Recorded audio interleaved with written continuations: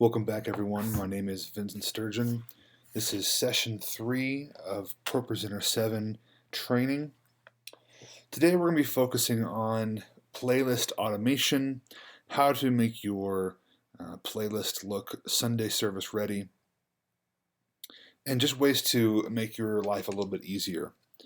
So this is going to be a pretty in-depth look of how to design the actual playlist for a Sunday morning, and also how to operate for those who are not going to be designing, but for those who are just going to be running the slides on a Sunday morning. How do we do that? So first off, we have our ProPresenter here. I have the entire playlist. I've completed it. I've designed it. And so I'm going to go through right now just some of the ways that I go about setting this up and kind of the problems of what we'll see arise as we do this. So first we have our main window here. It's a playlist window. On the left-hand side, you'll see all of our elements. We can resize this. If we want this to be larger, we can. We can click on it and it'll move it on this side as well. I typically don't use that the item list very often. I just kind of scroll and follow it, especially if you're using, again, in view, the continuous playlist. So this is the kind of way I like it. And I'm using a grid view. If you go down to the bottom right here, there are different views. You can have just the text. You can have just, it's kind of an older view. Maybe you might, if you're using Easy Worship, you might be more familiar with this look. Either way, I like the grid view. It's just cleaner to me. And then the way I go about it is I always start with some kind of loop in my service. And so this is my loop. And I usually start about, when people start filling in, so 20, 25 minutes before. And in order for this to loop back and forth, you'll see that we have these buttons up here. And what these little icons do is they're going to automate our service elements for us. So first we need to click on this button, and this just means a slideshow. It means that we're going to loop this certain presentation continuously. So I'm going to click this button, and you can see we have some already built in. These are seconds. So either I'm going to loop each slide for 5 seconds or each slide for 10 seconds. I found that a pretty good second is 7. If people are paying attention, they're able to read anything that you'll see for 7 seconds. So I usually automate mine for 7 seconds. If you can do 10 seconds. I found that to be a little bit long, and 5 seconds is just way too short. So I go somewhere in the middle of that. And then now when you click on this, as you can see in the preview window here, and I'll kind of expand this a little bit, it's going to show my welcome for 7 seconds, and then it's going to transition. No matter how long this is, as you can see, this is 30 seconds long. It doesn't matter. It's going to automatically switch at 7 seconds. So that's how we automate this, and this is going to keep looping until we click our next element, which is right here. So that's how we loop this. So I'm going to clear that out. Now, the way that our slides transition can be found down here. All right, so these are our slide transitions.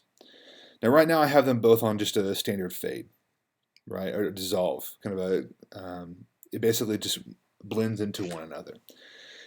And the orange little section down here, this is your slide text. So remember, this is one of the layers that you have is your slides, which is, again, just your text.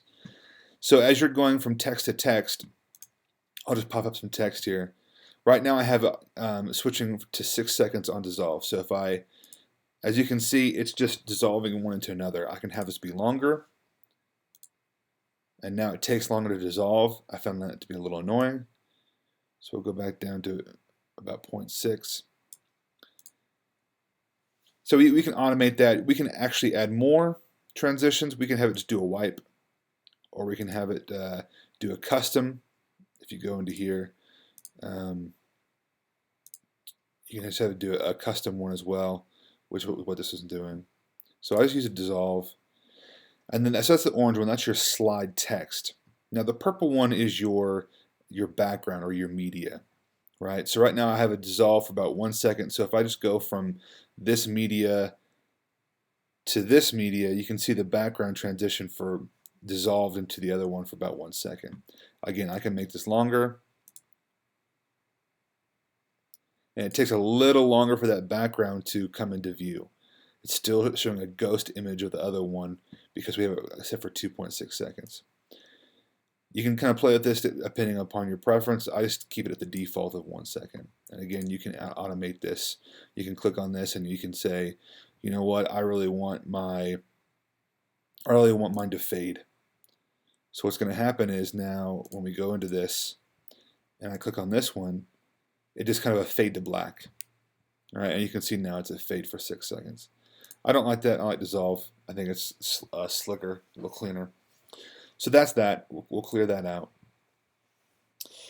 Now, one of the things that I do is I have a pre-service loop and I have a post-service loop and I have an announcement loop, or I have an announcement section. And this is why I have these differently. Because a lot of times for the pre-service announcement loop, there's going to be an announcement that I'm going to make in my announcement section that I don't want people to see at the very beginning. So yes, you could have just what we call an announcement loop and have it the same at the beginning and the end. But if I'm announcing something new and I want to have give the people the details while I'm speaking to them, I don't want that to be in my pre-service announcement loop because I might get some questions regarding, hey, what is this slide about? What's going on with this? So it's a lot easier just, if I'm going to make an announcement of something new or some kind of new event, I don't add it in my pre-service announcement loop. I'll add it into my announcement section here, which doesn't loop, because I'm going to be talking about it during my announcement section. And then I'll go ahead and add it to my post-service announcement loop because as people leave, I want them to be able to see that. So say people don't really know what Ash Wednesday is. I don't want this to be part of my pre-service announcement loop because I have not announced it yet. So I'm going to remove it from my loop here. I'm going to announce it here, but then I want people to understand and see when it is here. So we'll leave that the way it is. And that's kind of how you automate your announcement loops. Next we have, in my service, we have a countdown section, which is basically saying in the flow of service, this starts about 25 minutes before, and then I have a countdown starting 5 minutes before the service starts. So what you can do is you can have this thing start, you can go talk to people, and then you can actually have this slide triggered automatically. Let me show you how to do that. So if you go up here to view,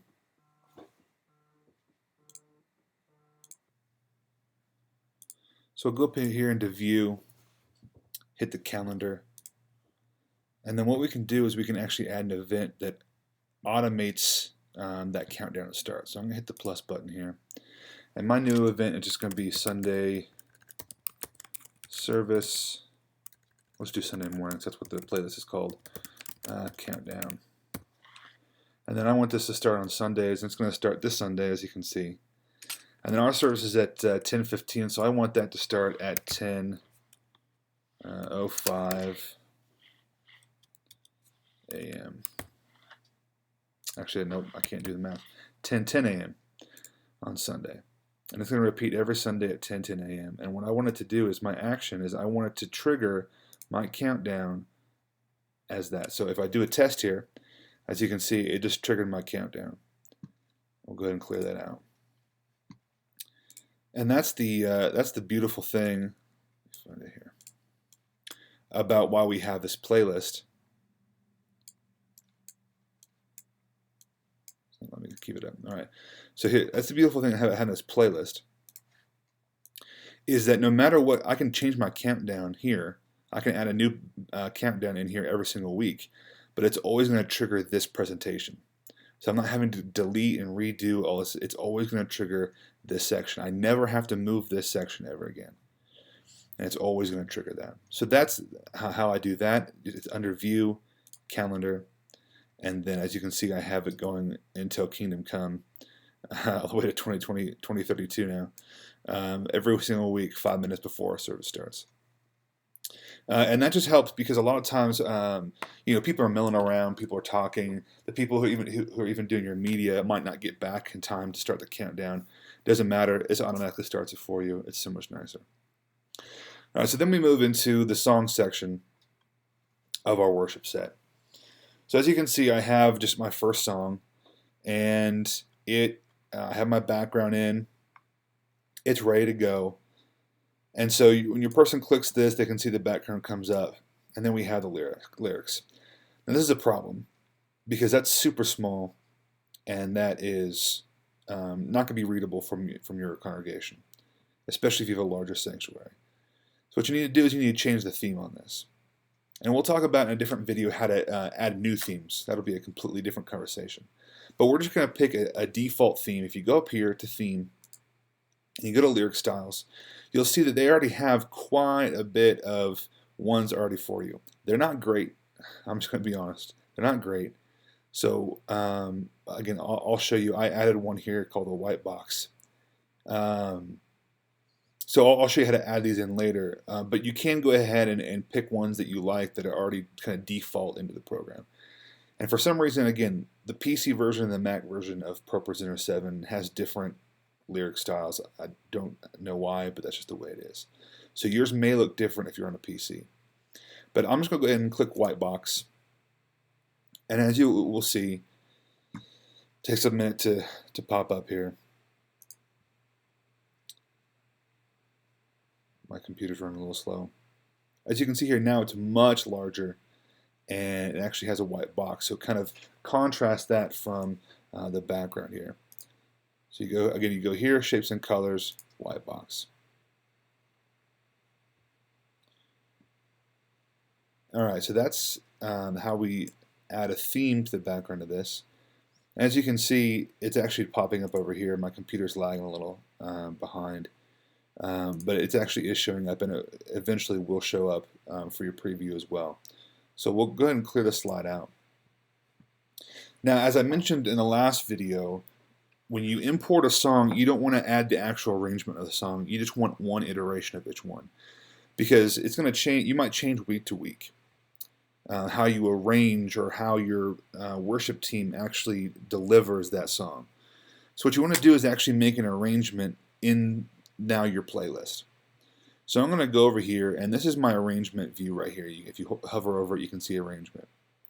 So I'm going to click on that. And for this one, I haven't created one yet. So what I always do is I make a new arrangement, and I'm going to name it just default. All right. And then it pops up what ProPresenter thinks is the correct order. It usually is just the blank one. You know, it's just copies and pastes what the groups are. So now that I know what my order is, so I go verse 1, verse 2, pre-chorus, pre-chorus.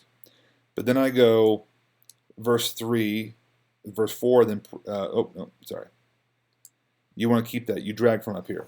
So then I know I want the verse 3, verse 4, and then I want another pre-chorus. And then I want another chorus. I'll put it right here. And then I believe I do another chorus. And then this pre-chorus is a longer pre-chorus. It's kind of, think of it as like a mini bridge, if you will. And then I do another chorus and another chorus. So that's the arrangement. You can just drag and drop from your group up here. You can rearrange if they're already down here. All you want, you just drag and drop. Or if you hover over it, you can hit the X button. And then this is my default arrangement for a live. I can always add it in. I can come back in, hit arrangement, and then change what I want. And I can add as many arrangements as I want. It's really helpful for maybe songs you do during Christmas. I know that I do one. So there's a Lincoln Brewster song where he does Our God with O Come All You Faithful. So what I do is I don't change. They don't have a separate CCLI song for Lincoln Brewster's Our God with O Come All You Faithful. So what I've done is I take Our God, and I already have the O Come All You Faithfuls in there. I just have a default arrangement, and then I've added an arrangement that I've named Christmas, or maybe I've named it Lincoln Brewster or something. So then I know that during Christmas time when we do Our God, which may be like the first or second Sunday, just kind of give a transition from non-Christmas to the Advent season, then I'll just switch from the default Our God to the Lincoln Brewster, the Christmas Our God. So that's kind of why you do that. Or you might have different teams who do arrangement differently. So you might name it Team 1, or whoever the leader is, Leader 1, Leader 2. They might do a live differently than the other person does. So, or you might have a teen version, or whatever. there are a lot of different reasons why you need different arrangements, but you need to have one that I would call a default so that you're not having to pick and choose every time.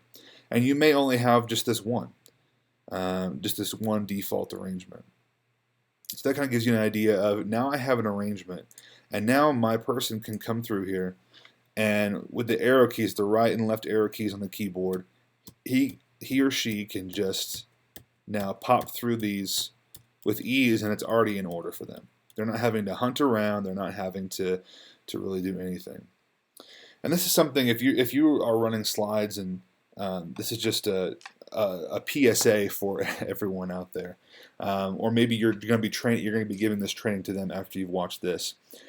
You need to train the people who are running your video or running your slides to switch it when you say the last word, or even the last two words. A lot of times people are like, well, I need to sit here. You are alive in us. Nothing can take your place. Switch. No. Especially on a faster song like Alive, our brains are a lot more smart and much more intuitive than we think.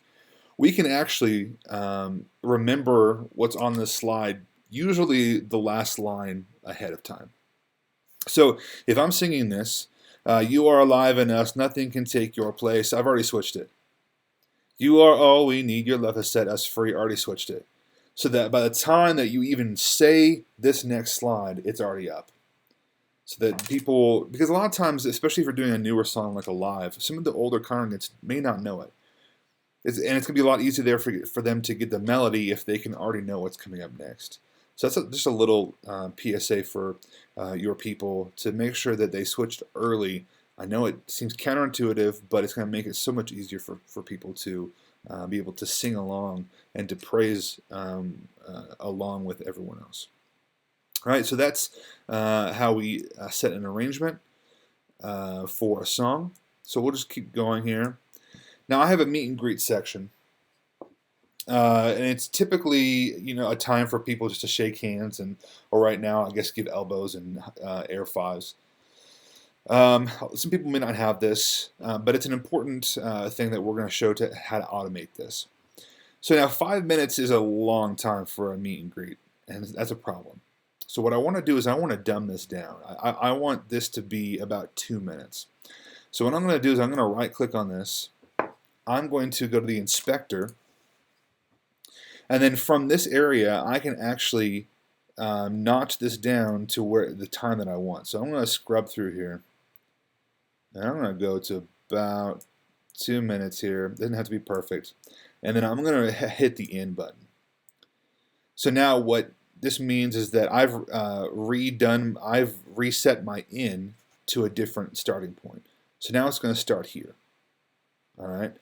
And this inspector section is actually really robust. If I want to change the color of this, I can add an effect. I can, let's do adjust color here. If I wanted this to be more of a blue instead of a green, I could do it. If I wanted it to be a little neon, maybe I need it to be a little brighter here. Or I can change the contrast so it actually dims it a little bit. You can actually add, there's quite a few effects here that you can add. And this is a lot like you would see in a Premiere Pro or in your Photoshop. It has a ton of video editing elements directly in the inspector. I don't like that, so I'm going to get rid of that. You can adjust the audio. I can change how it fades in, fades out, the volume of it, and then how it actually comes in. So if I don't want this to continue playback, it's going to loop as it is. I want to hit this for stop, meaning that I don't want it to go back to being 2 minutes. So once it hits the end, now it's going to stop. And so that's how I want this video to operate. So right now I hit the X button. When I start this, it's now 2 minutes, right?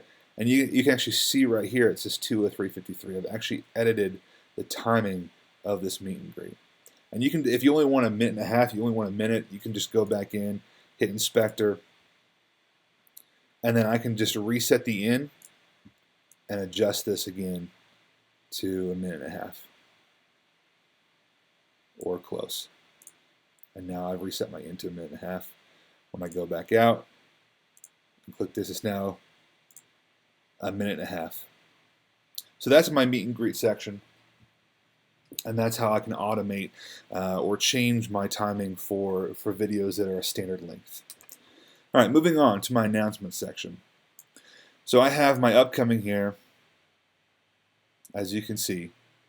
And I don't want to automate. I don't want this to be a slideshow. I don't want to have certain seconds on it because I'm going to be talking about it as we go on. So I'm not going to actually automate this at all. But what I need to do is I need to edit my slide for Ash Wednesday. So as you can see, Women's Bible Study, Wednesday, Thursday, 6 p.m. That's pretty self-explanatory. Hats for the Homeless is pretty self-explanatory. Although it may not be, but they'll know enough about it. But Ash Wednesday means nothing to a lot of people. What is it? What's going on with it? So I pulled this in. We subscribe to Shift Worship. So I pulled this nice little video in from Shift Worship where it just shows Ash Wednesday. There's two problems with this. Is that when we start it, Ash Wednesday just kind of comes in. So first I need to inspect this, and I want to take that out. I want it to just say Ash Wednesday. So I'm going to reset my in here. And then I also don't want it to fade out. So I'm going to reset my out here. No, reset my out. So I'm going to, as you can see, it kind of goes away at the end. I don't want that to happen. So I'm going to reset my out to be right there. So now I have ins and outs, and then under properties, I still want it to loop.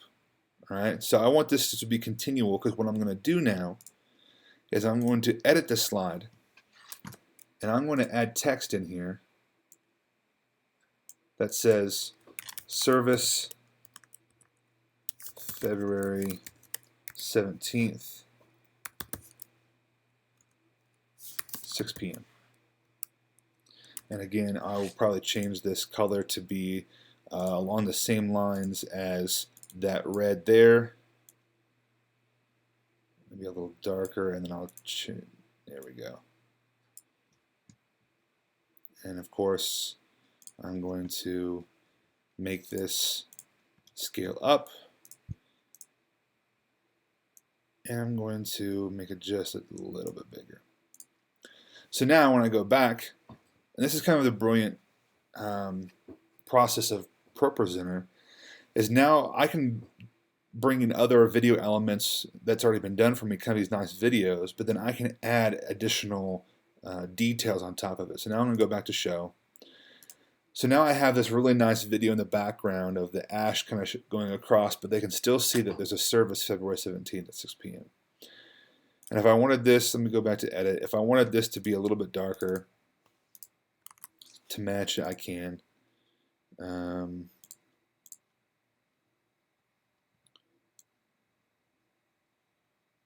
Let's go with the red, but it needs to be fairly dark here. Let's see how that, yeah, that's more like it. That's much better. So now when I go back and I click this, it actually makes it blend in more. And I could have picked a font that goes better with this font. I just didn't for sake of time. But you see how you can take elements of stuff you already have a subscription to and then add additional things on top of it. And it makes it so much easier to get the point across. So I'm going to clear this out. And now in my service I have two more songs. And so this is important. I'm going to go ahead and I already have a default for this, so I'm going to select default. I'm going to change my theme here to this white box. Typically I like to have the same, and you can see it actually finally switched here. I like to have the same theme throughout my entire service. Just because if you keep switching themes back and forth, it can get annoying, for lack of a better word. So here's my background, here's my text, and then I have two songs back to back. Now when you have two songs back to back, yes, you can have another background in here if you want, but typically just put them together. So I'm going to, in order to remove this background, I can just right click, I can go to remove actions, and there you go, there it's gone. It usually says remove background or something like that. Like if I want to remove this background, I can do the same thing. Let's do this, and I'll remove the action, the aerial long play. So that's how you do that. And then now, remember, because they're different layers, I can have this background going right here. I can switch my slides, and that background is independent and will stay until, even when I switch songs, because the slides are independent. So because I have not asked it right here to trigger another background, it's going to continue with the same background and then just change the words. And especially when you have when you have songs back to back to back, you want it to keep it a continuous experience. So I would not suggest to have a background for each song, especially if they're back to back. It just makes it a seamless experience. So here we go. We're going to go through this. I can change my arrangement up here. Again, go to the arrangement. I have a default for it. Now I'm back in business for my tech team. And then we come down to my offering time. So I have offering here. As you can see, it pops up offering. And then I have a little slide that says give online. Oh, we have a problem. So now we have this offering that stays up here, but it's being kind of superseded by my give online. That's a problem. So the way to get around this is I can go to my media. And I'll just kind of make this a little larger here. I'll go to my media. And as you can see, I have a lot of different little options here. So I have my offering, which is what I have right here, but I also in my backgrounds have downloaded from my subscription service the actual background without the offering, which is this one right here. So what I usually do is I add this right here, which it's the same exact background, it just doesn't have the offering, which of course my subscription service gives me. So I can hit offering so people know it's offering time, and then my tech team can go ahead and go to the next slide, which is just blank. And now I have a nice give online without superseding this offering section. So make sure that you do have those two elements if you are using a subscription service, or you can just find a background online, edit this slide, have two iterations of that background, edit one of them that says offering, and just have one blank. You just don't want to have both of them on top of each other, because it just creates this ugly, kind of nasty juxtaposition here. So we'll clear that out. So that's how you get around that. Just have two iterations of it. Next we come to a new slide here for a worship. I want to again automate this to a default arrangement. Now I have this for my tech team. It's in the same lyric style. I can change that. I come to my sermon. I have my sermon, a banner that I've created for my sermon this week. Then I have my sermon text. I don't do bullet slides. I don't give them any extra information because that's just the way I am. But what you want to do is in your sermon, you don't want to have to hit your people to click around. You want to keep them, if they can just use the arrows, the arrow keys, as much as possible. So again, we have the same issue where it's kind of over this sermon text. So you can just pick a media, and I'll pick a background that kind of goes with this kind of theme of wait for it. So now I have this blank, nice little area here that I can then display my text to. And then you also want to have kind of a bookend, because after I read my passage at the very beginning of my sermon. So if you just have it, if you just leave it on this, only let us to hold fast what we have attained, it's going to be up there the entire 20 minutes that I preach. So I wanted to go back to my sermon slide. So that's why I have two iterations of this. I want to book in this. I want my sermon banner to be up during my sermon and not the last slide of my text. So do your favor for your people who are running it, or if you are running it, do this favor for yourself and book in this. So all you have to do is just use the arrow keys. And then we're back into another worship set. I'll go to a default arrangement. I already have this. I'm going to change my theme. I just click on this slide. I want this background. Click on this slide. I'm going to change my theme to my white box. And then I'm going to go down here. And then again, in my announcement loop, I want this to actually be a slideshow, so I'm going to customize this to be 7 seconds. So now when I actually hit this at the end, it's going to automate this for 7 seconds. I've added my Ash Wednesday in. But remember, I edited this one, so I need to come back up here to the one I edited. I need to copy. I need to come back down here, and I need to paste. And now I have the element, and I can go ahead and delete the one that doesn't have the text on it. So this is automating, arranging, and making your playlist Sunday service ready. Again, if you have any questions, please comment below. I will get to them as time progresses.